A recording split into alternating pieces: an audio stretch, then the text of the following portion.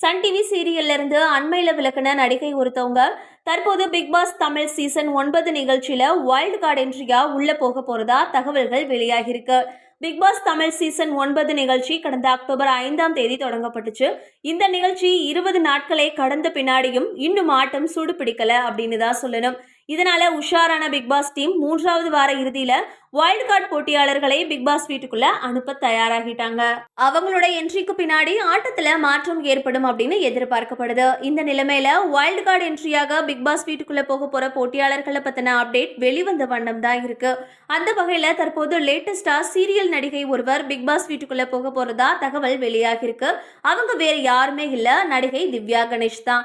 இவங்க சன் டிவியோட அன்னம் சீரியல்ல நடிச்சிட்டு வந்தாங்க. அந்த சீரியல்ல இருந்து திடீர்னு விலகிட்டாங்க.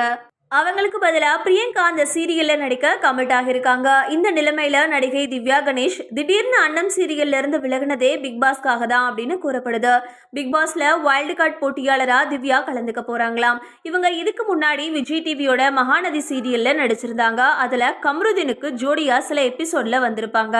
தற்போது பிக் பாஸ்ல ஏற்கனவே ஆதிரை, கமருதீன் அப்படின்னு 2 மகாநதி சீரியல் பிரபலங்கள் உள்ள நிலைமையில 3வதா திவ்யா கணேஷும் என்ட்ரி கொடுக்க போறதால ஆட்டம் சூடு பிடிக்க வாய்ப்பு இருக்கு. ஒரே சீரியல்ல நடிச்சிருந்தாலும் கமருதீனும் ஆதிரையும் எல்லியும் பூனையுமா தான் சண்டை போட்டுட்டு வராங்க. இவங்களோட என்ட்ரிக்கு பின்னாடி இந்த மோதல் அதிகரிக்குமா அப்படின்றத பொறுத்திருந்து தான் பார்க்கணும். திவ்யா கணேஷ் மட்டும் இல்லாம பிக் பாஸ் நிகழ்ச்சியில வைல்டு கார்டு என்ட்ரியா போக போற இன்னொரு நடிகர்னா அது பிரஜன் தான். இவரும் சின்ன திரை சீரியல்கள்ல நடிச்சிருக்காரு.